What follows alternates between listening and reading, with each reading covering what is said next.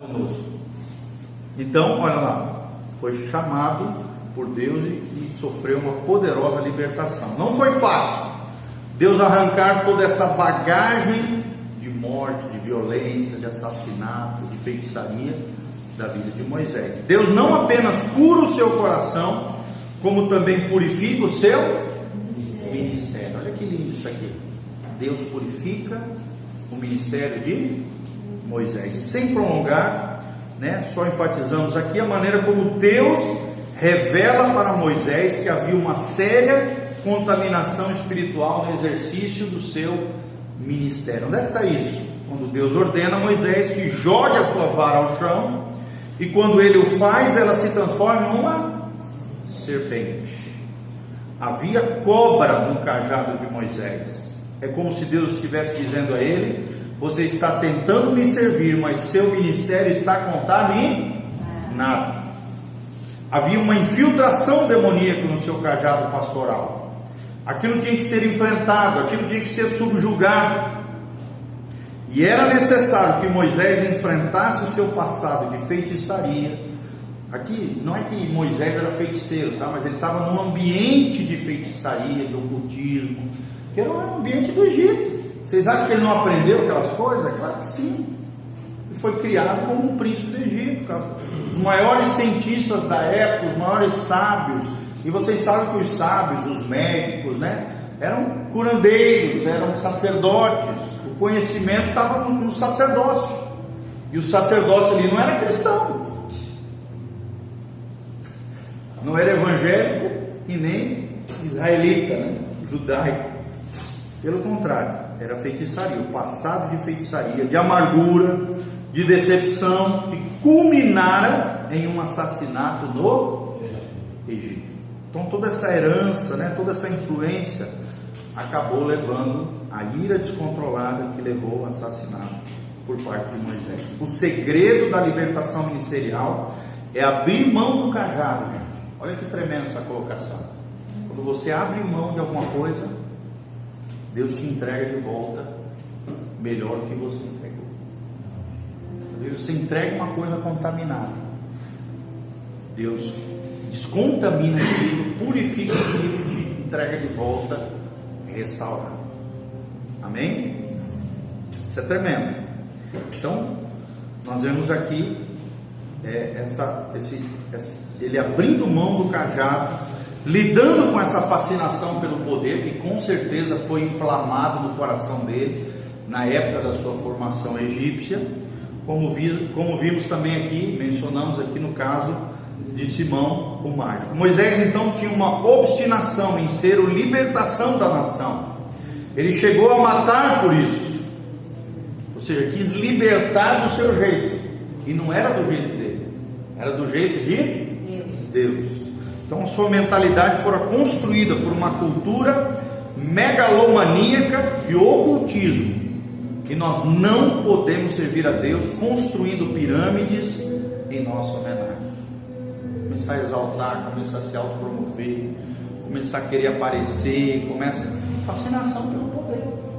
É a mesma coisa que Simão, idolatria pelo poder.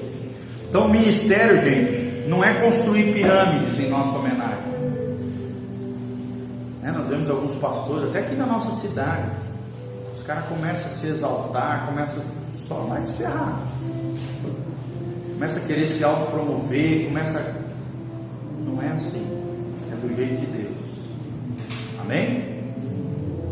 Tudo quer aparecer, não é assim. Ministério é serviço. Fala comigo, ministério é serviço. Não é autopromoção. E serviço tem vezes que não aparece. Sim ou não, gente? Como por exemplo o ministério de intercessão. Ele aparece? Talvez seja o que menos aparece na igreja. E com certeza é um dos mais importantes da igreja, é o ministério de intercessão. Ministério é serviço. Vamos falar junto? Ministério é serviço. Eu não posso servir a Deus construindo pirâmides em minha homenagem. Ministério é serviço. É diferente. Amém?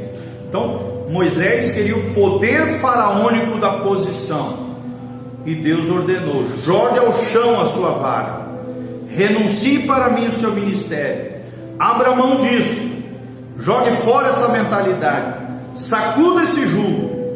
E nesse momento, quando ele obedece à direção de Deus, de abrir mão de tudo, o inimigo que estava no seu ministério se revela.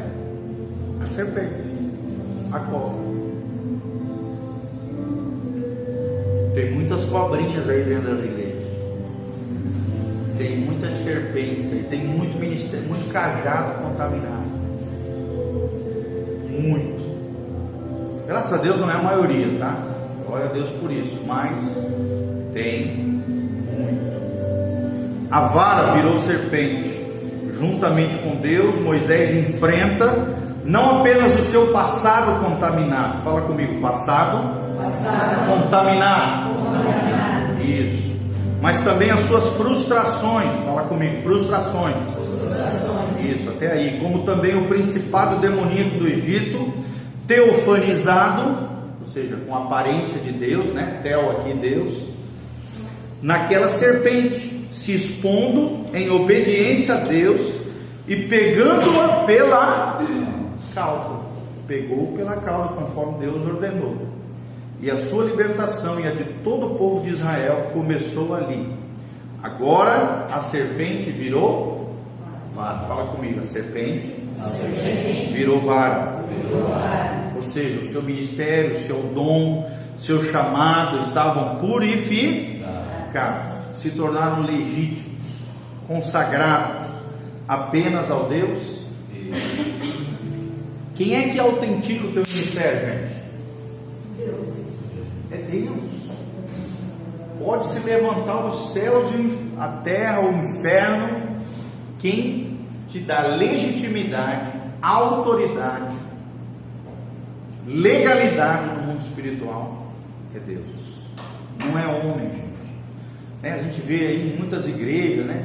Às vezes o pai tem um sonho que o filho seja pastor. Pô, mas o cara não tem nem chamado, o piá nem quer ser pastor, mas o pai coloca na cabeça, às vezes é um coronel da fé, né? Coloca na cabeça que o filho tem que ser pastor. E às vezes tem outros irmãos muito mais preparados, outros irmãos que merecem muito mais a vaga do que o filho do fulano, mas o cara acha que aquilo ali é como se fosse um reinado, que ele tem que passar e deixar pro filho. O filho às vezes nem crente é, às vezes deu um monte de mau testemunho, tem um testemunho terrível, escândalos, e o cara teima que tem que ser o filho, passa o cajado pro filho, já está contaminado. Sim ou não, gente? Sim. Deus não vai respaldar essas cartas, essas coisas Deus não respalda. Mais cedo ou mais tarde vai ser uma tragédia. O cara não tem chamado, Deus não chamou ele. Nada contra isso, tá, amados? Eu creio que é possível se passar um cajado de pai para filho, desde que o filho tenha um chamado. Amém? E tenha o reconhecimento da igreja. Amém? Se tiver reconhecimento da igreja, o ideal é que ele seja levantado não na igreja do pai e da mãezinha dele, mas numa outra igreja, para realmente provar que ele tem um chamado, por um líder que não seja o pai e a mãe dele. Ele pode cumprir. Como foi comigo. Eu fui forjado praticamente por pastores que não foram meu pai.